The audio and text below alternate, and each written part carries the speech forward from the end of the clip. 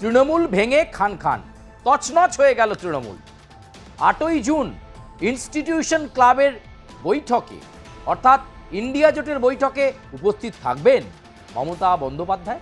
তাহলে তার অবস্থান কি হবে? যদি ইন্ডিয়া জোটের বৈঠকে তিনি যান, তাহলে কি এই নব তৃণমূল কংগ্রেসের যারা রয়েছেন তাদের পরামর্শদাতা হিসাবেই দিল্লির ইন্ডিয়া জোটের বৈঠকে যোগ দেবেন মমতা বন্দ্যোপাধ্যায়? অভিষেক বন্দ্যোপাধ্যায় তাহলে কি করবেন? কারণ নব তৃণমূল তো অভিষেককে নেতাই মানে না।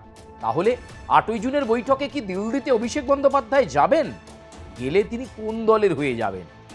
আর শুধু তাই নয়, এবার একের বিরুদ্ধে এক এই ফর্মুলাতে চলতে চাইছে বিজেপি বিরোধী দলগুলো। অনেকদিন আগেই রাহুল গান্ধী কংগ্রেসের শীর্ষ নেতা এ কথা বোঝানোর চেষ্টা করেছিলেন, তখন কিন্তু বোধোদয় হয়নি তৃণমূল কংগ্রেসে। আর এবার পরিস্থিতি খারাপ। তৃণমূল কংগ্রেস পশ্চিমবঙ্গে ক্ষমতা থেকে চলে যাওয়ার পরেই পরিস্থিতি একেবারে এদিকে দাঁড়ালো, সবটা জলের মতো পরিষ্কার। তৃণমূলের সমস্ত কমিটি ভেঙে দিয়েছেন মমতা বন্দ্যোপাধ্যায়। কলকাতা পুরসভার মেয়রের পদ থেকে পদত্যাগ করলেন, ইস্তফা দিলেন ফিরহাদ হাকিম।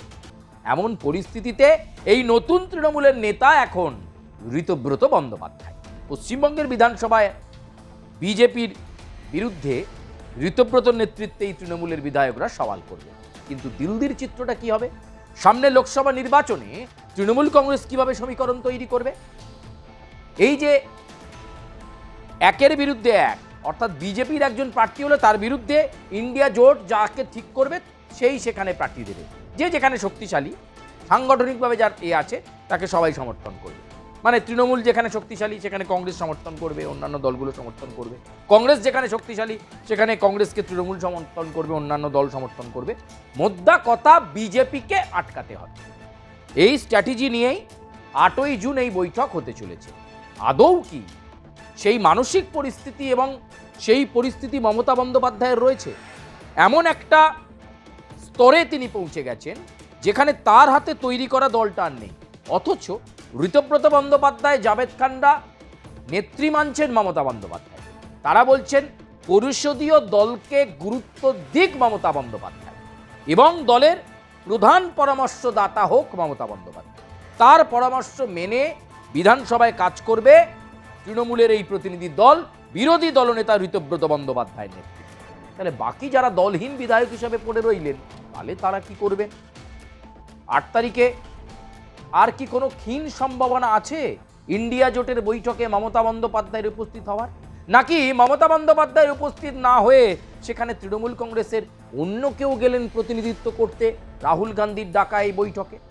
সামনের লোকসভা নির্বাচন, সেই নির্বাচনকে যদি ভারতীয় জনতা পার্টিকে রুখতে হয় এখন থেকেই পরিকল্পনা করতে হবে।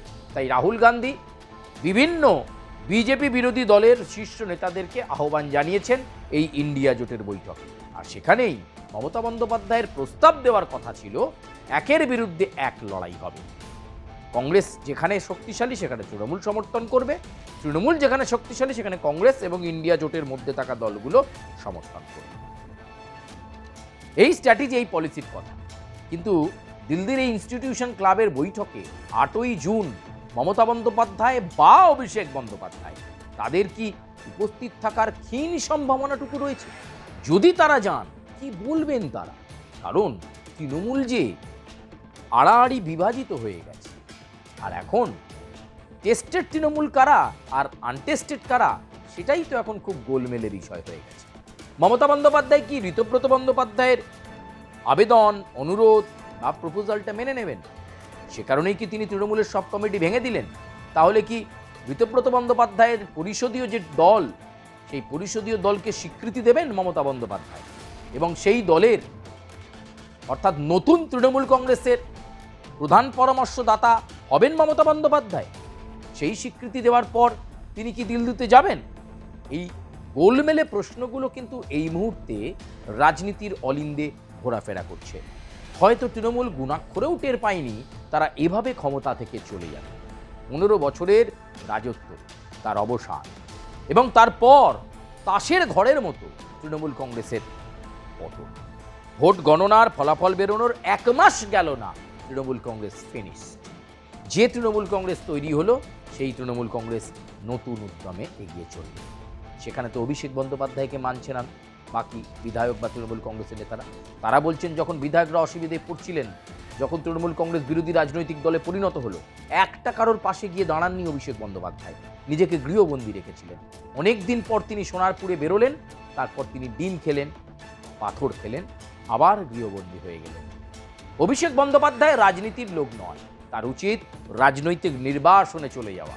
এই বক্তব্য অনেক বিধায়কই রাখছেন। অনেকেই বলছেন যখন দল ক্ষমতায় ছিল অভিষেক বন্দ্যোপাধ্যায়ের সঙ্গে কথা বলা বা তার কাছে পৌঁছানো ছিল দুরূহ ব্যাপার। ফোন করলে ফোন ধরতেন না তিনি, এমনকি SMS করলেও দেখতেন না অভিষেক বন্দ্যোপাধ্যায়। দলের মধ্যে ছিল বিদ্রোহের আগুন। ক্ষমতা থেকে যেতেই সেই বিদ্রোহের আগুন দাউ দাউ করে জ্বলতে শুরু করলো। কিন্তু এখন ঘুরে ফিরে একটাই কথা, ইন্ডিয়া জোটের বৈঠকে মমতা বন্দ্যোপাধ্যায় কি আর মুখ হবেন? আর কি তার পরিস্থিতি রয়েছে সেই বৈঠকে সশরীরে উপস্থিত থাকার জন্য? কি করবেন তিনি, সেটা এখন $1 মিলিয়ন প্রশ্ন। অবশেষে কি হবে তার? তিনি কি রাজনীতি থেকে অবসর নেবেন, নাকি নতুন কোনো ফন্দি আঁটছেন মাথায় মমতা বন্দ্যোপাধ্যায়, কল্যাণ বন্দ্যোপাধ্যায় কিংবা কুণাল ঘোষদের নিয়ে, অথবা নয়না বন্দ্যোপাধ্যায়দের নিয়ে? আগামী কয়েকটা দিন ঘটনাবহুল যে হবে কথা বলা যেতে পারে, কিন্তু 8ই জুন ইন্ডিয়া জোটের বৈঠকে মমতা বন্দ্যোপাধ্যায় যান কিনা সেটাও কিন্তু একটা গুরুত্বপূর্ণ রাজনৈতিক ছবি হবে। অনুপস্থিত থাকলেও গুরুত্বপূর্ণ, অনুপস্থিত না থেকে যদি উপস্থিত থাকেন তাহলে সেটাও গুরুত্বপূর্ণ। আসলে কাকে প্রতিনিধিত্ব করছেন মমতা বন্দ্যোপাধ্যায় সেটা দেখার। প্রিয় দর্শক, আজকের মতো প্রতিবেদনে পর্যন্তই। আপনাদের সঙ্গে আবার কোনো গুরুত্বপূর্ণ প্রতিবেদন নিয়ে পরবর্তীতে দেখা হচ্ছে। আপাতত বিদায় নিচ্ছি, তবে আপনারা এই প্রতিবেদন কিভাবে দেখছেন? কি হবে মমতা বন্দ্যোপাধ্যায়?